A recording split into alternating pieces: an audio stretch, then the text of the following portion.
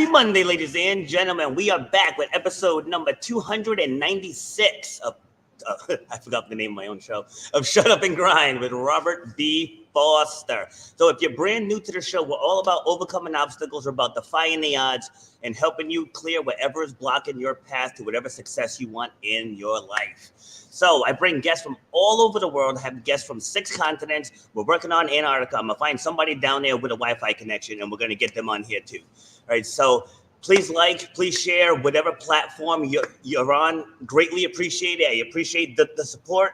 We have audience in 60 different countries, and we are growing and growing and growing. And again, this is all for you. If you're struggling with something and you just don't know how to move beyond it, all of these episodes, like every guest that I bring on, shares a story of something that they had to go through to get to where they are today. So please download and just enjoy. And so today we're going to be speaking with ST Rappaport, and we're going to be talking about her journey from struggling to read as a child to now being a brain coach. So let's bring her in. How are we doing?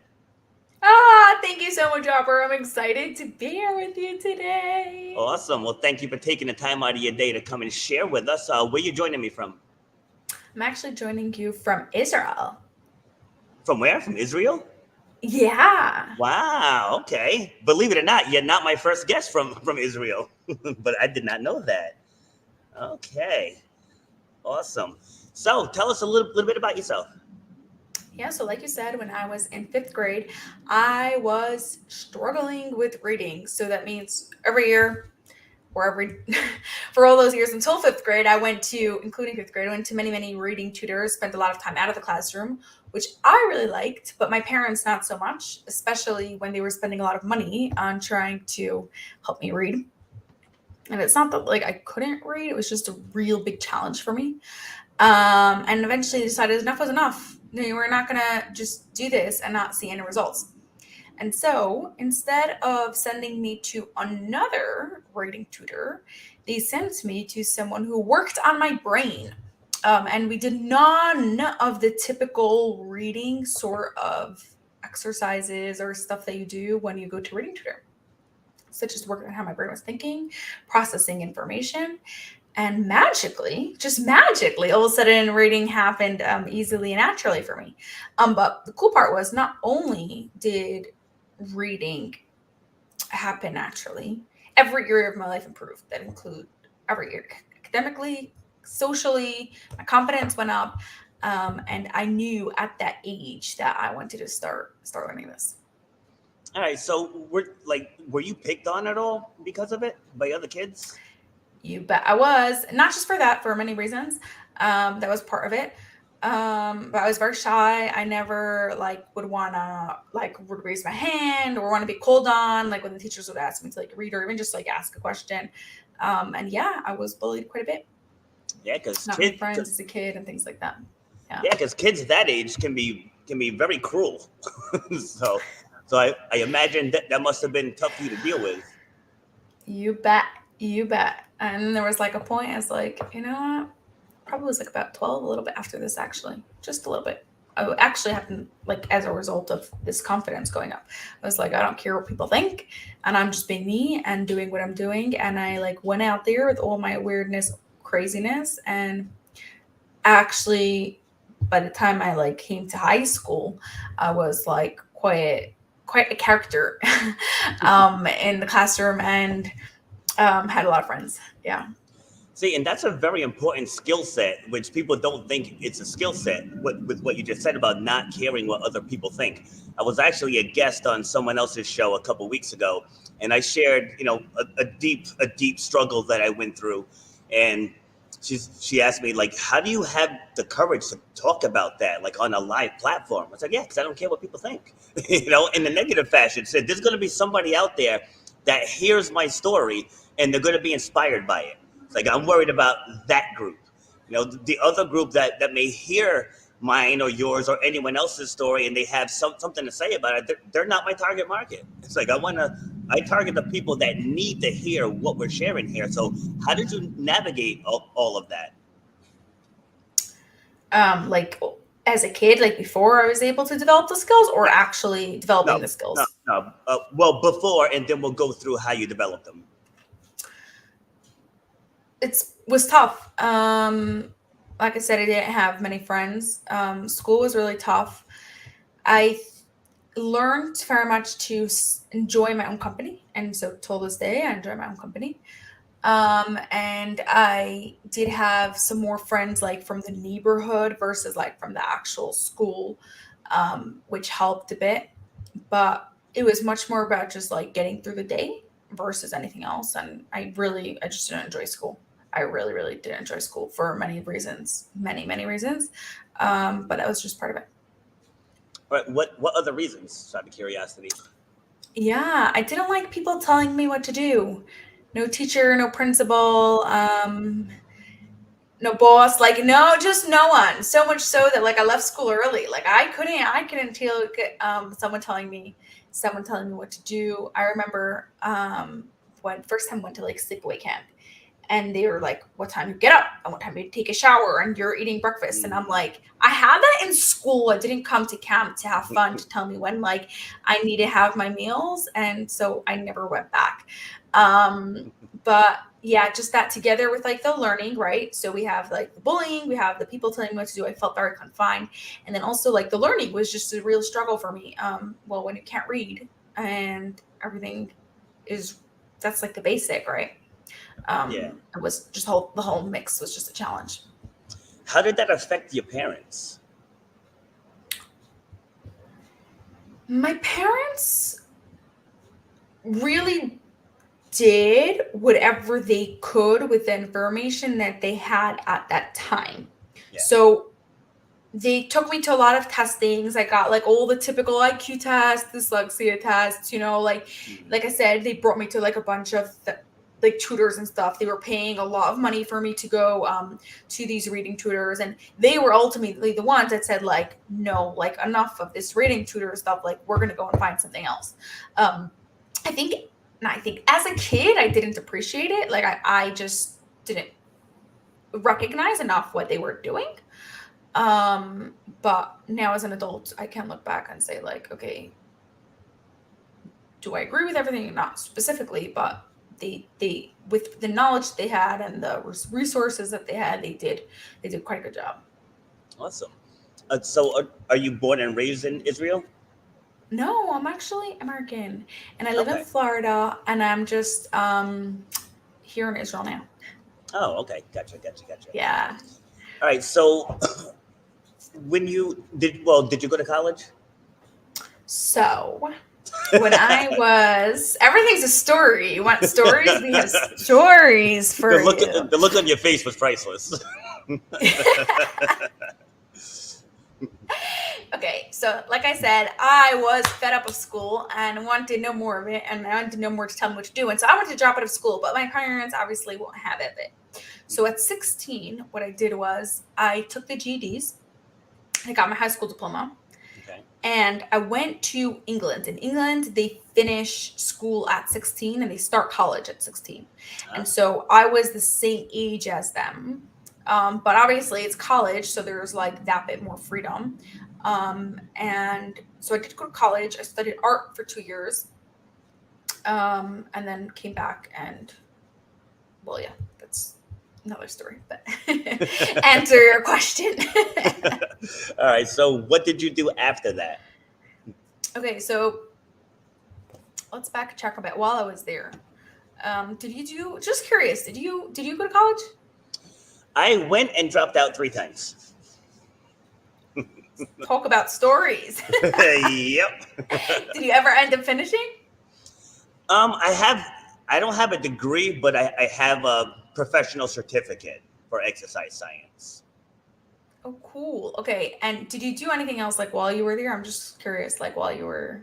Well, I was managing restaurants, so I learned my business skills from being a restaurant manager, and then I traveled the country to learn marketing, branding, things of that nature. So, like when it comes to like, I probably have a master's level of marketing knowledge. Put it that way. way better market, not just master level, like better marketing level, because like you're gonna get the real world stuff there, not from sitting in a classroom, right? Yes, absolutely. And so yeah, I like you also did other stuff, and I opened up my photography business while I was there. Mhm. 16. I mean, I did photography. I had a photography business in America, but like in England, I was in England now, so I had to like start over, build a new clientele, rent a studio, things like that. But also when I came home for a break, in between, I came home for spring break, then I started getting training in this brain science. So started getting training in it. It's a couple years process, but while you're training for it, you could every part that you're trained in, you can also work in people. So while I was in college, I started working with some people, continuing my training. And then I came back to America after my 2 years were up and I was 18. And like, that was the end of school for me.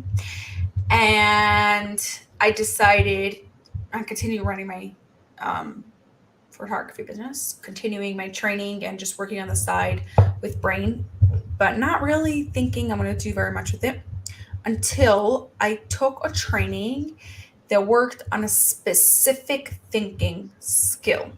Mm. So let me explain this.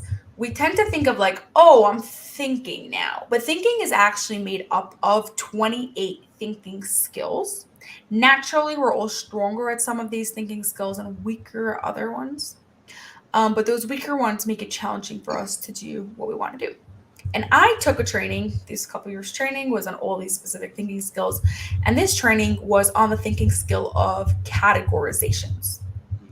Simple level, I could categorize. Sure, give me a bag of marbles, I could categorize them into like size or color, no problem. But what happens when you give me like a bunch of random abstract tasks and you tell me categorize it in the most efficient way so you save the most amount of time and you're most productive and things like that. Okay. And with that, my brain really had a struggle because I was like, everything just like has to happen now. And like they're all really super important. But by improving this thinking skill, I actually saved over 10 hours every week, tripled my business, improved my relationships, and I was like, that's it. Enough photography. Somebody else could do photography. There's enough of those here. And I went all in on the brain. All right. So how did you do it though? How did I do what? You said when you learn the categorization, like how does that process work? Yes. Well, essentially, there's a whole like training. Well, I'm not Yes. going to do the whole training now here. Yes. But what you could do is if you're at home and you're like, hey, I also struggle with that, is take a bunch of like random items in your house and try to not try and categorize them into groups, but they all have to be groups on the same parameter. So, for example, you can say this group is all groups because they're the same size, while in this group they're all the same color, while in this group they're all the same texture. Mhm. Use one category, one parameter, and categorize them all accordingly. So all the same textures, put all items in the same textures, or all for the same use and put them all in the same use. Do it with like actual physical items. Then you could take it up another level, a little bit more abstract level, and print out a picture of a bunch of animals and categorize them. Once again, categorize these pictures of animals. What would it look like if you were setting up a zoo? What would it look like if you had to sort it versus color, right? Take the same items and categorize them in different sort of way. Once you're feeling really comfortable with that, because it's going to get challenging as you move up, take your tasks. And now categorize them in the most efficient way.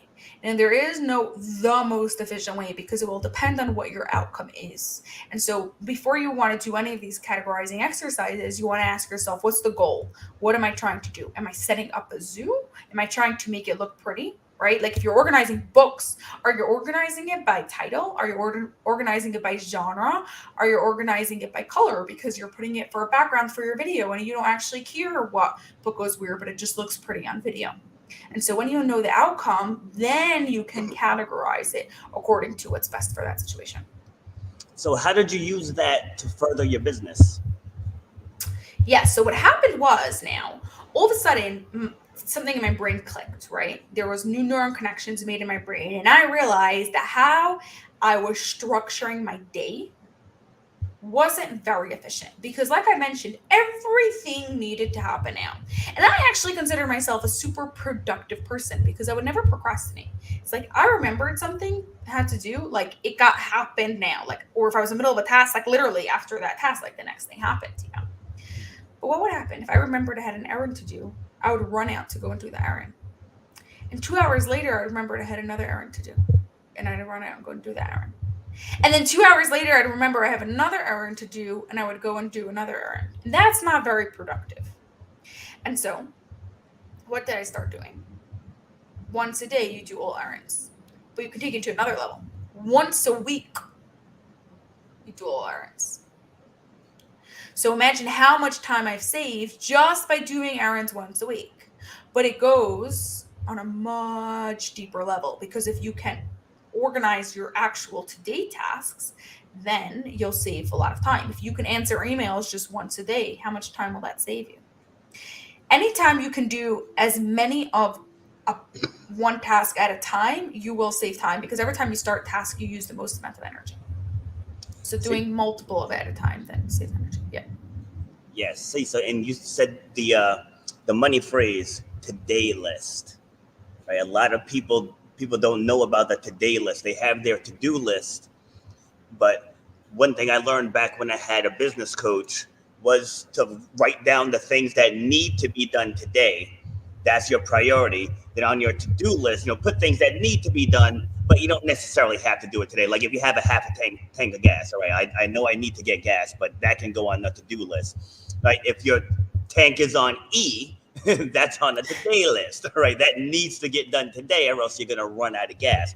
And if we look at it from that vantage point, because I think what you're talking about falls in the time blocking category. Whereas like if your alarm goes off at 6:45, like what do you do in that first hour? Because I even tell my fitness clients here about owning the morning. It's like if you wanna have a good start to your day, when that alarm goes off, get up. It's like stop hitting snooze because you're already starting your day procrastinating by hitting snooze. Like just get up, drink some water, get that metabolism going, and figure out what task do I have to do today. So you're absolutely right on that part. So what comes next after that? Yeah, I'm just gonna back up a sec. It's true, time blocking requires you to use the thinking skill of categorization, but it's actually about going on a deeper level, Mm, right? So it's like not just about time blocking, it's about your brain being able to approach the world with that strong thinking skill. So that way, when you're in a new situation, that thinking skill is strong for you to be able to do it.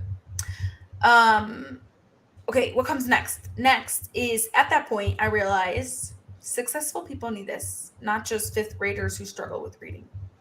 We all need this to improve our thinking skills, and there is no limit to how much you can improve your thinking skills. Because remember, I already did a lot of work back when I was a kid, and now as an adult, the results only amplified. Like I only had like literally way better results, and so that is when I started building my business, and I started at the time I actually started working with people of all ages. So I worked with children, I worked with adults, with all sorts of people, until I was like, I like the entrepreneurs best.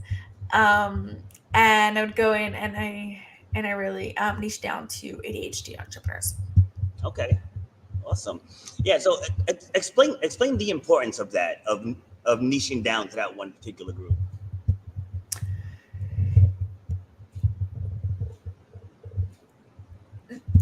From my personal experience, the reason why it helps is because it makes it much easier for people to say, yes, that is me, or no, that is me. It's almost like a magnet. And the stronger the magnet it is, the stronger it's going to pull people, but it's also the stronger it's going to push people away. So that is why people are so scared to niche down, because they know that they're like pushing people away. But they're forgetting the other side of the magnet is that just as much as it's pushing people away, it's also pulling people towards them. And so it makes people much faster say like, hey, yes, I'm an ADHD entrepreneur versus just I'm an entrepreneur. Great answer. Yeah, because like I tell people in fitness, well, in any industry of people that I work with, giving them that, like we call it the target. Like if you just say I'm a brain coach, like you're in the sea with every other brain coach.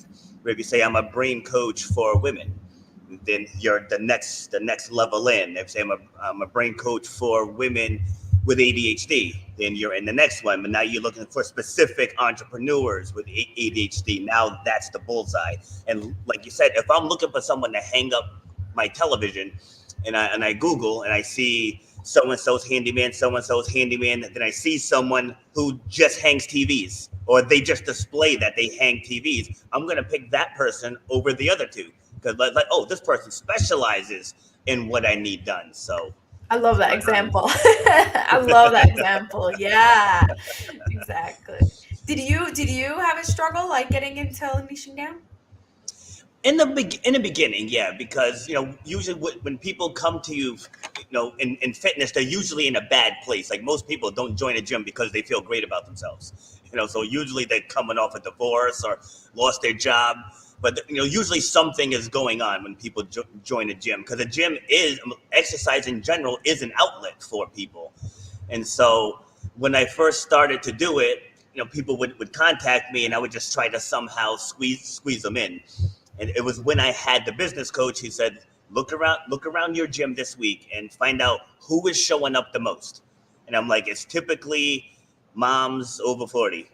So, and he's like, then that's who you market to. And my clientele tripled. So like he was absolutely right.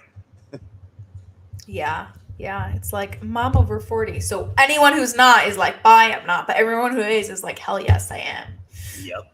Yeah, it's like I will work with non-moms, but just all of my marketing goes to moms. Like if somebody else Very. responds to the ad and like, can you work with me? It's like, yes, I can. Come on in. It's like I do work with men, but I don't ever market to men because the majority of group fitness is women. So I put all my Yeah. marketing efforts into that, and I create programs, to help women with their quote unquote their target areas. They're always talking about the back, they're talking about the butt, the legs, and upper body strength. So all of my trainings is geared towards getting women as fit as they can be. That's awesome. I love that. Thank you. All right, so when you first started your business, did you run into any pitfalls? Such a it's like, Your were there facial any not expressions are strong. pitfalls? Said your facial expressions are strong. All right, go ahead. So many pitfalls. Okay, let's start off. The first business coach I hired when I was moving my business online. So I actually started off with my business in person, and then when I was like, okay, if I want to travel and I want to have a different schedule, then I'm moving this online. And I was like, she was like, first of all, people aren't going to pay you the prices that you want to pay, that you want to charge. Second of all, I was saying that I want to mail out supplies to my clients, mail them a box full of all the things that they're going to need. And she is like, that gets very expensive when as soon as you start shipping things. Maybe. But if I could charge these prices, I could afford. There's a reason why I'm saying this, right? And so that was the first part, like where I had someone like really not believe in what I was doing. And I was like, okay, I had already paid for a year of coaching with her and I had to leave. I was like, I'm not working with you anymore. You're making me think too small. Um, you're not like helping me achieve my goals. And so I paid you the money, but I am not staying with you. And so I left. And I today have people paying me more than the price that you said. And I mail out supplies, and I actually mail out twice in the beginning of the cohort and in the end of the cohort. And yeah, and I think that getting place of surrounding yourself with the people, I think is a really, really, a really important one. Yeah, so I have a 7-step process that I use to help people get in better shape, like regardless if it's weight loss, building muscle, getting faster, jumping higher. Right? I use the same process. Step number 4 of that process is assessing your circle. Like who is around you. Even when people come in here, and like if they're married, I'm like, is your husband into fitness? And usually 9 times out of 10, it's no. Every now and then you'll get a yes, but it's no. I said, all right, well, you and him have to have a conversation that he needs to support you, or that more so you need his support. Because if now I'm gonna work them to the bone here, then they're gonna go home and eat like they usually do. Like that's not gonna work. And for you, having a mentor. I mean, I've had several mentors. Like I haven't had anyone talk to me the way yours was talking to you. So how did how did that make you feel? Because her values obviously weren't in line with yours. So like, how did you navigate that, and then ultimately choose to walk away from her? Yeah, it's funny that you use the word values because that was what helped me walk away. She sent out some email newsletter, like, she had her weekly email newsletter or whatever. And one week it was a very political email newsletter, and she made the whole thing about the politics, and she said about you work with people who are like, talk about your values because your clients will be attracted to your values. And I don't usually get involved in politics, like leave politics.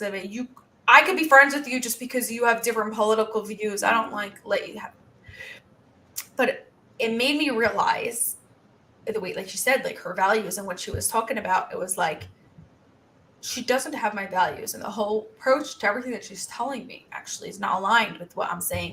And it's not so much about what her political views are, but it's what her values are, not just for business but for life. And like, it's not doing me any good to be in here. And so it I probably stayed in there a little bit too long because I already paid your head. That's where like the marketing goes in, like, right, to like pay for that full year and Yeah. get all that sort of things. But when she sent that email out, I remember it was like that email. I was like, okay, you don't have my values. I'm not wasting one more minute with you. And I just sent her an email, and that was it. So did you get another one, or did you start doing it on your own? Yeah. So at this point, I was already doing it on my own for some time. Like I said, I was already doing it in person first, and this was really more of like helping me build it more online. And so, yes, I was looking for another business coach, but this time I was more cautious. And obviously was doing more research into what I was looking for. So I wasn't running for a business coach. I was continuing to try to build out all the aspects of the online part, and then was going to hire according to the pieces that I need. So if I've had, ever since I had many business coaches who each one were just coaches in general. I don't know all of them Yeah. are titled business coaches. But I've approached it very differently. It's like, first, like, what is the problem that I am trying to solve here? Talk about niching down who specializes in this problem. Okay, so not just any business coach who specializes in this problem. And obviously then ever since then I've been doing a lot more research on them to make sure they are aligned with what I'm looking for. Yeah, and that part's huge too. Even in fitness, like this gym that I manage here, there's another location about maybe 20 minutes up the road, and one gym has pretty solid numbers. This gym here, we're growing it, but the problem was is that they were being marketed together, but they're in two completely different markets. Like one is in a college area, it's down by the ocean. Like we're in a pretty affluent area here. We're right off the highway. And I was like, we, even though it's the same gym, it's the same concept. It's like we can't market it the same way, because like the people who live in this area just have a different mindset than the people who are in that area. And I'm not saying it's better or worse, just the mindset is different. And you have to know exactly who you're targeting and how to speak to them. Right. So when you're marketing to entrepreneurs with ADHD, like what are your buzzwords? ADHD. But it's like they say, like knowing your client really well and what sort of struggles clients with ADHD, what sort of struggles people with ADHD have, entrepreneurs with ADHD have. So a really famous one is like time, right? So time blindness, and how that's affecting business. Taking on too many projects and all that overwhelm um, that entrepreneurs with ADHD have. Often they have multiple businesses, so it's understanding that it's the too many open tabs, feeling like they have 74 open tabs open in their brain at the whole time. And if you look at their screens, often that is what it is. So it's those little details that when you talk to those specific details, people feel really seen and heard. And so when you can know your specific ideal client's details, like you said, it's not better or worse. It's just like someone living in a college complex has different little details versus someone living in like a nice big house, right?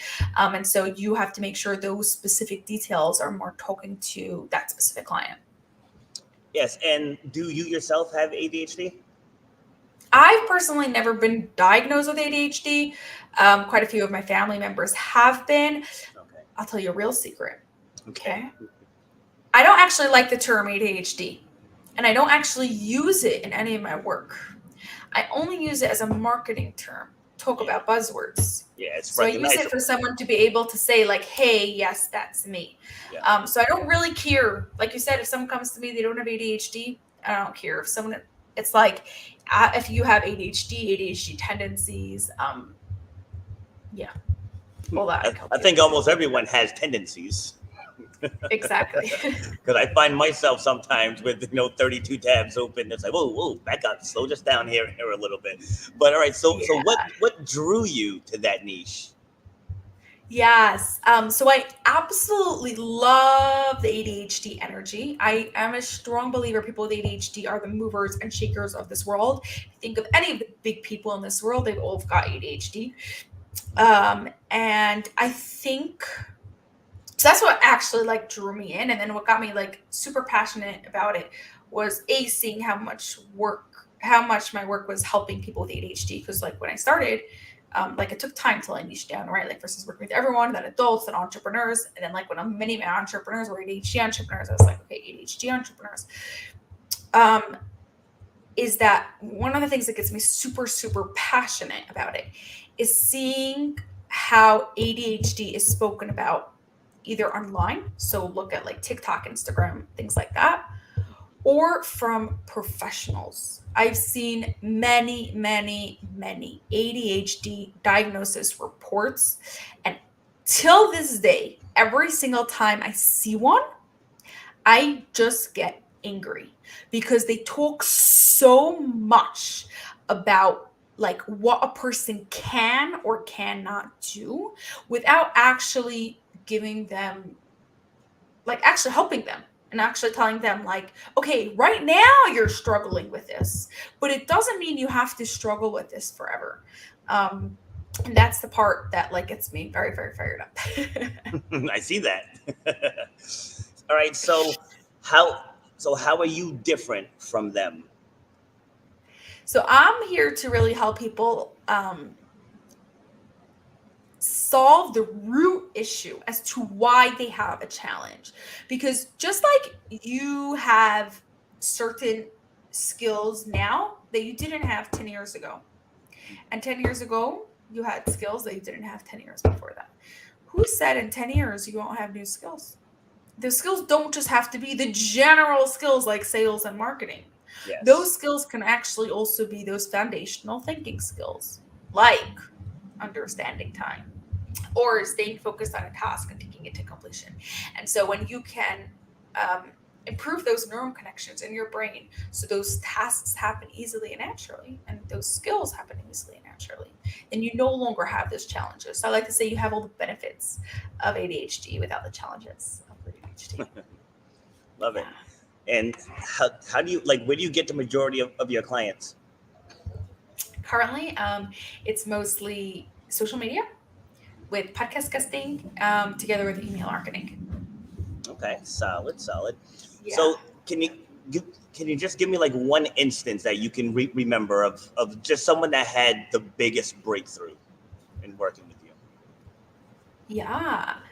So I remember I had a client who quite like was working with like corporate companies and really like had quite a nice quite a good business. But she's telling me she's just like struggling with like something as simple as like posting on LinkedIn. I'm like I was like surprised that actually when she told me because I was like she running like her whole business and team and things like that. And I was like, okay, so what's the struggle? Why is it a challenge for you? Right? We want to get to the root cause of what's going on here. And she's like, well, I have a lot of ideas and I want it to be valuable for the audience. I also wanted to bring in clients. I also want to make sure it's like something that I'm in the mood of talking about. And like I just don't always know what idea to pick. So I was like, okay, so if I gave you a perfect idea, well, you know what to write. She's like, yeah, no problem.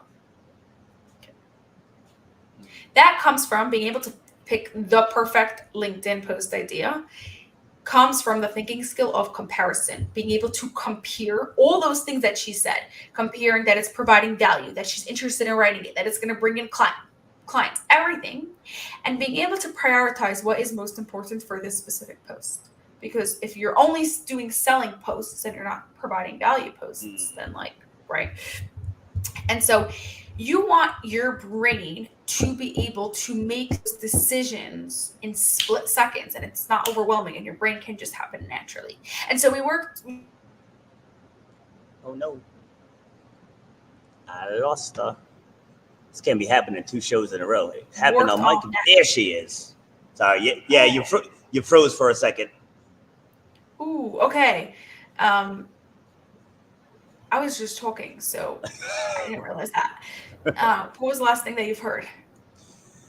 Oh God, I don't know because my brain went to, are you gonna come back? Because my last show, my screen went and then it didn't come back. So like we ended the show like that because it's live, so there's no editing, So I was like, I could Oh, hear wow. her, but she couldn't see or hear me, and then my whole side went dead, and then I just lost it. So Okay, um, so I'll just sum up real quick, but essentially all that right, comes from the thinking skill of comparison. that And so by yes, improving that thinking skill of comparison, making decisions happened like this, including something as simple as deciding what to post on LinkedIn because all of a sudden in her brain it was easy. But obviously that also affected other areas of her business, like big business decisions, working like 6, 7 figure business decisions also happened like this because those priorities in her brain were super organized and super clear. yeah. See, and getting to the root cause is huge because like I coach track and field, high school track and field, and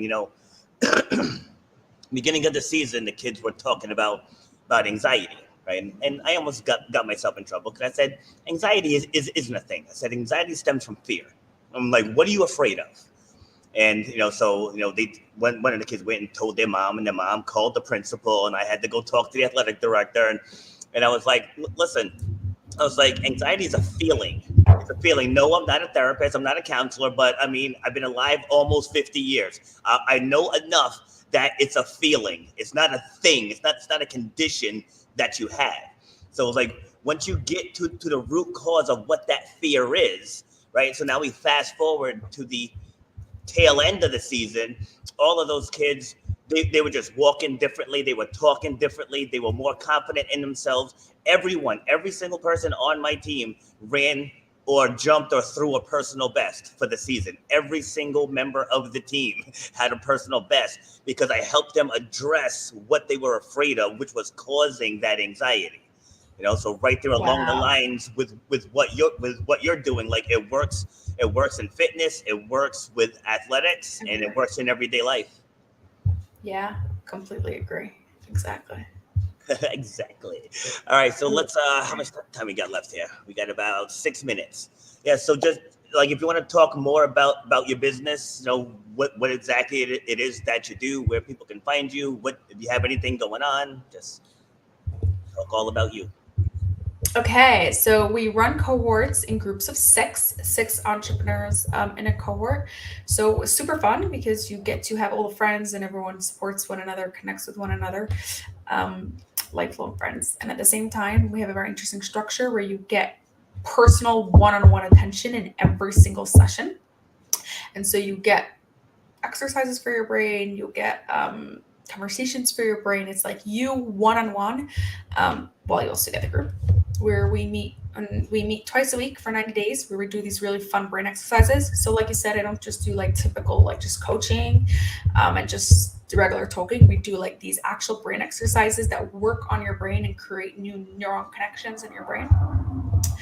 And yeah, and what I really like about it is that like unlike lots of other coaching that you do, it's like once you leave the coach, you have a lot of exercises to do afterwards, right? And there's like, okay, like do market research or like interview, like there's all the work to do. Here, it's like as long as you show up and you do those work, then like the magic happens because it's in the actual brain exercises that you do.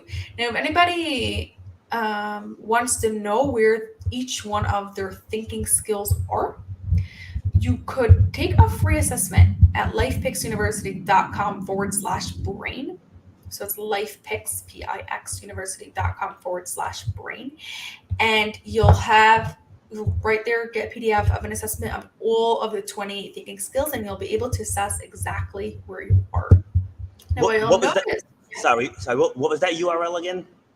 Life Yeah. Picks, so Life, Pix, University Yeah.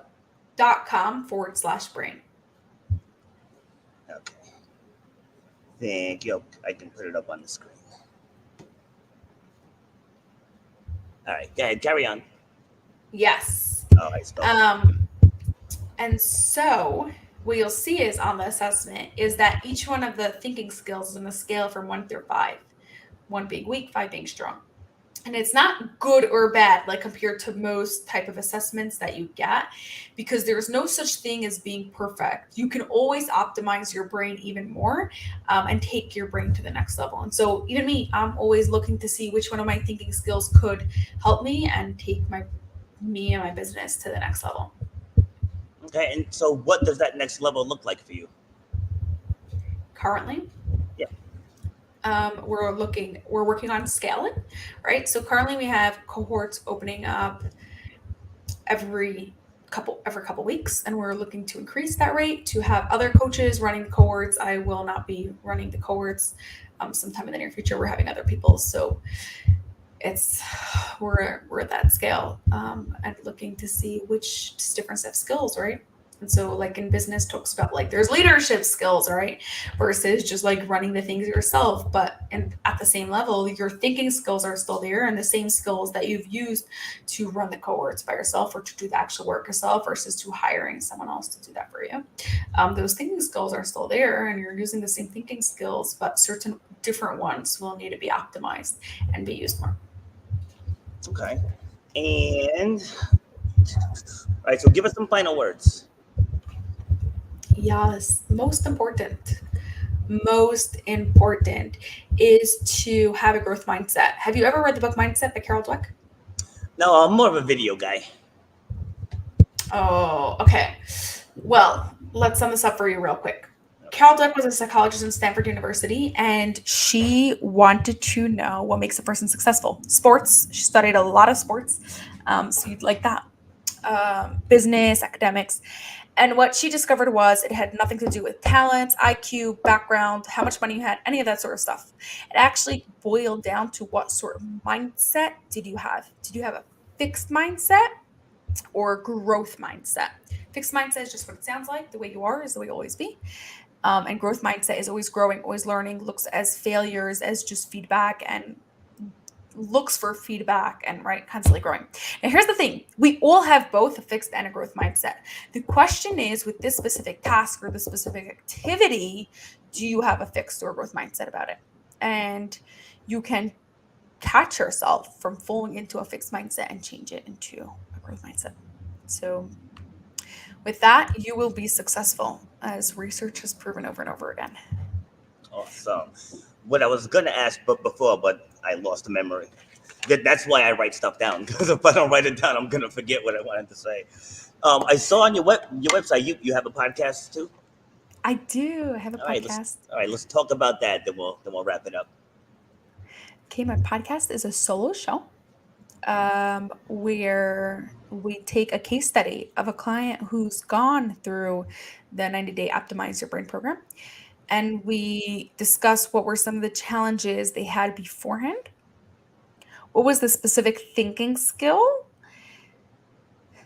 that was getting in their way? And what were some of the exercises that they did to improve it? And then I literally just strip it all back, should tell you exactly those exercises, what we've done, and what you can do yourself, so that way you can have the same results. Nice. And how often is that? That's a weekly show. Weekly. Okay. Yeah. And is it on a fixed day? Not like you. What? Yeah, it's every Wednesday. Every Wednesday. Okay. I Nice. did have 1.4 times a week, and it's a lot. So I admire you. I used to too. Yeah. I think up on this thing up here, it still says like Tuesday, Wednesday, Friday, and Sunday. I don't do that anymore. I gotta change that graphic. But you're right, it was a lot, in addition to running the gym and coaching. So it's like I gotta cut it back It's like to a 2. full-time job just to be a podcaster. Yeah, for real. And that's why I don't edit. It's too much time. It's like I just rather go live. If we make a mistake or a screen freezes, hey, it's real life, right? Mistakes happen, things happen in real life. So we'll just do it, we'll own it, and that is what it is. So, well, thank you for coming. When I bump you out, just don't sign off yet. I want to chat real quick after we're done. But thank you for taking the time to come out. And this was solid. You gave great information. So I got a notebook full of notes over here, and I'm sure we'll cross paths again in the future. Thank you so much, Robert. This is fun. Awesome. All right, bye.